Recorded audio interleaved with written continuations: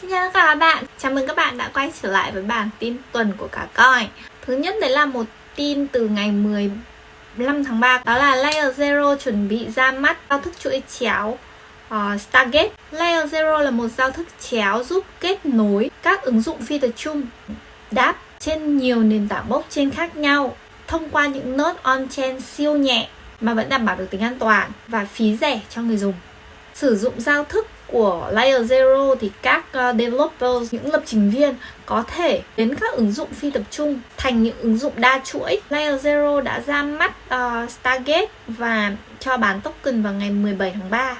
Giao thức Stargate là một ứng dụng mà sau khi ra mắt thì sẽ cạnh tranh trực tiếp với lại Hope Protocol, Connex, Multichain và Synapse.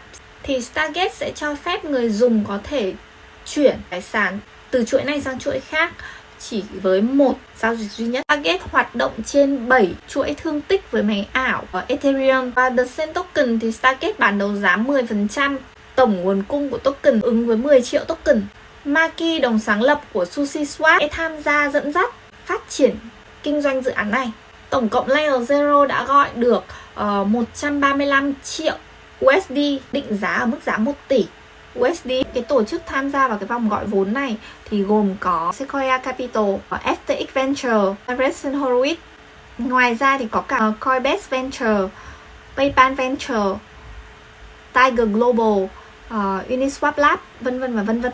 Một điều mà chúng ta có thể ghi nhận ở cái vòng đấu giá public vừa rồi, Sam Trabucco tuyên bố Alameda Research đã mua trọn số token được bán đấu giá với tổng số là 100 triệu token Stargate, với số tiền đầu tư lên đến 25 triệu USD. Sau khi lên sàn thì giá trị của token Stargate đã được định giá với giá là 3,5 tỷ USD. Đến với tin tiếp theo, vào ngày 21 tháng 3, Malaysia có thể là quốc gia tiếp theo nhận Bitcoin là đồng tiền pháp định. Một quan chức cấp cao của Malaysia công khai đưa ra quan điểm rằng nước này nên áp dụng đồng Bitcoin và các loại đồng tiền crypto khác như đồng tiền pháp định và như những gì mà El Salvador đã làm. Tuy nhiên, Ngân hàng Trung ương Malaysia chưa đưa ra bất kỳ lập trường chính thức nào về việc này. Tuy nhiên vào tháng 1 thì họ đã cân nhắc xem là có nên tung ra tiền tệ kỹ thuật số của Ngân hàng Trung ương hay CBDC hay không. Đầu tháng này thì Thứ trưởng Bộ Tài chính Yamani Hafez Musa lại cho biết tiền điện tử không phải là phương thức thanh toán phù hợp và lưu ý rằng chúng có khả năng biến động. Thông tin tiếp theo, vào ngày 24 tháng 3, trước nhiều nguồn tin cho rằng Ngân hàng Trung ương của Honduras đang cân nhắc chấp thuận Bitcoin là đồng tiền pháp định, thì ngân hàng này đã lên tiếng phủ nhận bất kỳ giao dịch nào được thực hiện bởi tài sản ảo này là trách nhiệm và rủi ro với người thực hiện. Tuy nhiên, ngân hàng đã thông báo rằng họ vẫn đang tiếp tục nghiên cứu khả năng tung ra một loại tiền kỹ thuật số hay CBDC, Interbank Digital Currency. Đây sẽ là đồng tiền pháp định trong nước và được điều chỉnh cho phù hợp với pháp luật hiện hành. Cùng ngày 24 tháng 3 thì có tin Thống đốc Florida đã nói chúng tôi sẽ chấp nhận Bitcoin cho các khoản thuế nhà nước. Thống đốc Florida Ron DeSantis, ứng cử viên sáng giá cho chức Tổng thống năm 2024 cho Đảng Cộng Hòa, cho biết đang chỉ đạo các cơ quan để giúp các doanh nghiệp thanh toán thuế bằng tiền điện tử ở bang Florida. Vào ngày 22 tháng 3, theo tiết lộ của crypto influencer Luck Davis, gần đây Terra đã thực hiện mua 125 triệu USD Bitcoin trên tổng số tiền dự tính là 10 tỷ USD để phục vụ cho việc lưu trữ stablecoin, thuật toán USD. Giao dịch này thể hiện niềm tin của Terra vào đồng coin. Lý do mà Terra mua Bitcoin có thể hiểu như sau là nếu USD không break được theo USD, công ty có thể bán Bitcoin để bình ổn giá USD. Sẽ có một khoản phí bảo hiểm khi người dùng mua lại Bitcoin. Thì cái cơ chế này nhìn chung sẽ có 3 ý như sau: tăng cường bảo mật PEC USD theo Bitcoin, giảm việc đốt Luna và khóa một lượng lớn Bitcoin. Vào ngày 26 tháng 3 thì Coinbase đã yêu cầu thông tin người nhận cho các giao dịch crypto dựa trên tinh thần thượng tôn pháp luật hiện hành. Sàn giao dịch điện tử Coinbase Global sẽ sớm yêu cầu khách hàng ở Canada, Singapore và Nhật Bản khi gửi tiền điện tử tới các tổ chức tài chính hay sàn giao dịch khác phải cung cấp tên, địa chỉ và trong trường hợp ở Nhật Bản là cả đích đến của người nhận. Những cái thay đổi này sẽ được thực hiện vào đầu tháng 4, chỉ áp dụng cho 3 quốc gia này chứ không áp dụng trên phạm vi toàn cầu. Cụ thể, Canada vào ngày 4 tháng 4, khi người dùng gửi hơn CAD 1.000 tiền điện tử, họ cần đưa tên địa chỉ của người nhận. Tại Singapore, từ ngày 1 tháng 4, tất cả các sàn giao dịch tiền điện tử từ ví của Coinbase tới địa chỉ ngoài sẽ yêu cầu tên đầy đủ và quốc gia cư trú của người nhận. Tại Nhật Bản thì ngày 1 tháng 4, tất cả các sàn giao dịch tiền điện tử cho người ngoài lãnh thổ sẽ cần tên, địa chỉ và ví đích của người nhận theo bản dịch tiếng Anh của các quy tắc do Hiệp hội Giao dịch Tiền điện tử của Nhật thiết lập. Nước tiếp theo vào ngày 29 tháng 3, Lionel Messi và Social.com đã cùng nhau hợp tác với khẩu hiệu Be More cho chiến dịch đầu tiên của vị đại sứ và hợp đồng có thời hạn 3 năm.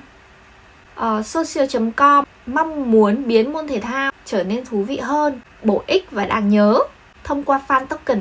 Với cương vị đại sứ thì Messi sẽ quảng bá trang web tới 400 triệu người theo dõi trên mạng xã hội của mình. Social.com ít nhất sẽ tổ chức 500 cuộc thăm dò trong năm nay dành cho cộng đồng holder fan token. Họ cũng sẽ tung ra những phần thưởng digital độc đáo gồm có NFT, hàng hóa ăn theo, game thể thao mobile cùng những chiết khấu lớn từ nhiều thương hiệu khác nhau. Cùng ngày 29 thì MetaMask triển khai tích hợp Apple Pay và các bản cập nhật iOS khác. Hiện tại thì MetaMask đang thêm các tích hợp thanh toán trên ví di động để giúp người dùng iPhone có nhiều lựa chọn hơn. Người dùng có thể mua bằng thẻ ghi nợ hay thẻ tín dụng thông qua app, không cần chuyển Ethereum từ những sàn giao dịch tập trung khác. Người dùng có thể mua crypto bằng cách chuyển khoản ngân hàng, dùng thẻ tín dụng hoặc ghi nợ bằng hơn 60 loại tiền tệ khác nhau trên toàn cầu. Cập nhật bảo mật gửi token. Token được gửi đến địa chỉ, hợp đồng kèm hướng dẫn, giúp được người dùng xem hợp đồng đang yêu cầu phê duyệt, tránh trường hợp người dùng bị đánh cắp tài sản. Chế độ Dark Mode, đây cũng là chế độ mới. Tin tức tiếp theo vào ngày 29 tháng 3 thì mạng Ronin công bố đã bị mất hơn 625 triệu USD tiền điện tử. Đây được coi là sự cố bảo mật nghiêm trọng nhất trong lịch sử crypto từ trước đến nay. Sau vụ việc thì Sky Mavis cam kết sẽ thu hồi hoặc hoàn trả tất cả những cái tài khoản tiền đã bị đánh cắp, nâng số nốt xác thực từ 5 lên 8 và phối hợp với Chainalysis và CrowdStrike để điều tra. Họ sẽ tạm dừng cầu nối Ronin, tiến hành migrate tất cả các node tách biệt với nền tảng cũ và liên hệ với các cơ quan chính phủ, các sàn SEC như Binance, FTX và Crypto.com để hỗ trợ team Axie và Sky Mavis tìm ra các dấu vết của hacker.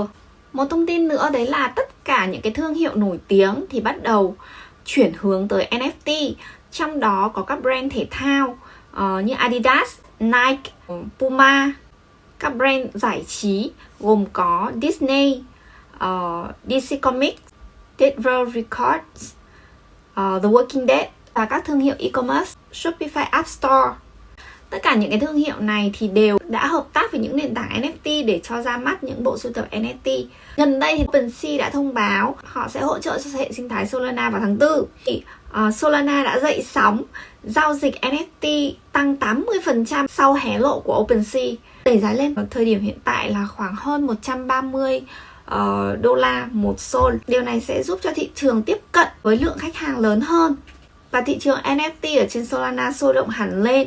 Một số cá voi Ethereum hiện đang đổ tiền vào NFT trên nền tảng Solana. Điển hình là một nhà sưu tập đã nói rằng sẽ bỏ ra 180.000 USD để quét tất cả những NFT giá sàn của những bộ sưu tập NFT trên Solana. Một thông tin khác, vào ngày 23 tháng 3, Katie Haun đã huy động 1,5 tỷ USD đầu tư vào các công ty khởi nghiệp tiền điện tử với quỹ đầu tiên của mình. Katie Haun là một người có tiếng nói ở trong làng crypto, từ một công tố viên liên bang trở thành thành viên hội đồng quản trị của Coinbase và đầu tư cho các công ty như OpenSea và Chain. Vào ngày 30 tháng 3 thì giới thiệu SHIB The Metaverse. SHIB Metaverse là Metaverse của Shiba Inu, sử dụng hệ sinh thái của Shiba gồm các token như là SHIB, Lisbon. Sẽ có đất này, 100.000 lô đất.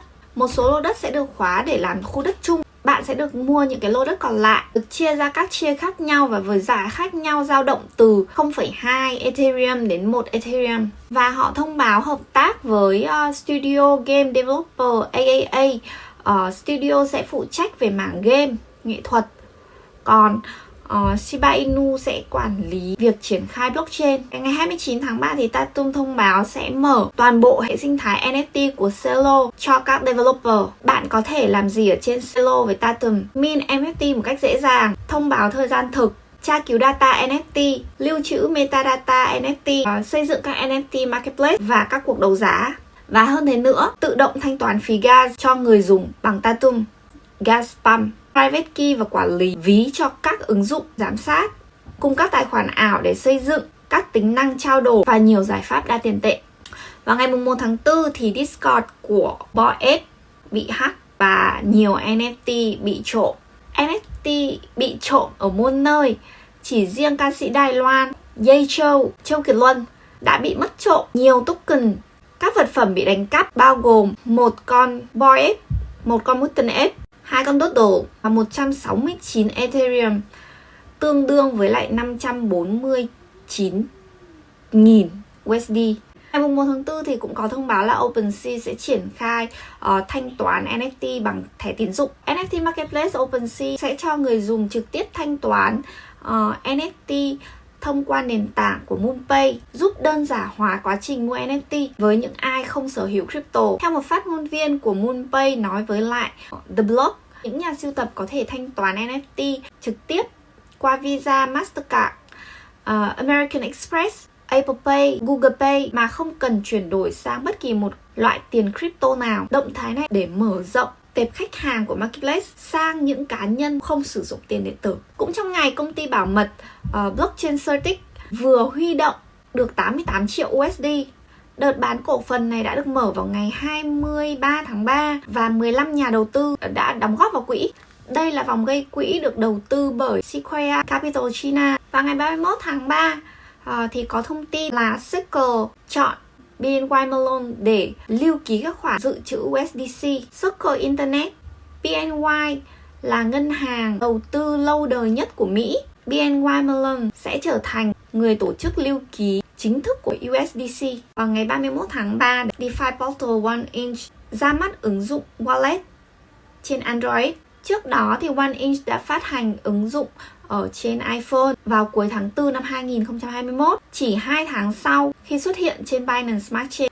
Theo Dune Analytics, OneInch là một DEX lớn nhất với khối lượng giao dịch 24 giờ 309 triệu USD. Vào ngày 1 tháng 4 thì Marketplace NFT Gaming của đồng sáng lập Tweet Fractal là nền tảng dành cho NFT liên quan đến game ở trên nền tảng Solana đã huy động được 35 triệu USD trong vòng seed, dẫn đầu bởi Paradigm, Mintycoin Capital. Các nhà đầu tư khác bao gồm A16Z, Solana Labs, Animoca Brands, Coinbase Ventures và giám đốc điều hành Terraform Labs Do Kwon. Nền tảng này được ra mắt vào tháng 12, có chức năng như một marketplace để người dùng có thể mua NFT trực tiếp từ những công ty game, cũng như là một thị trường thứ cấp để giao dịch. Từ khi ra mắt nền tảng, mọi game hợp tác với Launchpad ở trên Fractal đã đều bán hết NFT trong thời gian phát hành. Một thông tin khác nữa, bộ luật MiCA của châu Âu được quan tâm rất lớn vì nó sẽ đem lại những cái quy định mà những công ty và người dùng phải tuân thủ theo khi tham gia vào thị trường crypto. Có 2 điểm đáng chú ý ở bộ luật MiCA đã được đem ra thảo luận. Thứ nhất là việc cấm các loại tiền mã hóa sử dụng thuật toán đồng thuận. Proof of Work được bổ sung vào dự thảo trước khi đem ra Quốc hội thảo luận vì những lý do liên quan tới môi trường. Rất may là Ủy ban Kinh tế Tiền tệ châu Âu đã không thông qua. MiCA phá vỡ nguyên tắc trung lập công nghệ. Dự luật cấm phát hành hoặc trao đổi crypto dưới cơ chế đồng thuận bằng chứng công việc, Proof of Work. Điều này cũng dẫn đến khai tử Bitcoin và Ethereum ra khỏi châu Âu. Lệnh cấm Proof of Work dường như là một quan điểm đơn giản đến nực cười. Tuy nhiên rất may mắn là nó đã bị bác bỏ nhé.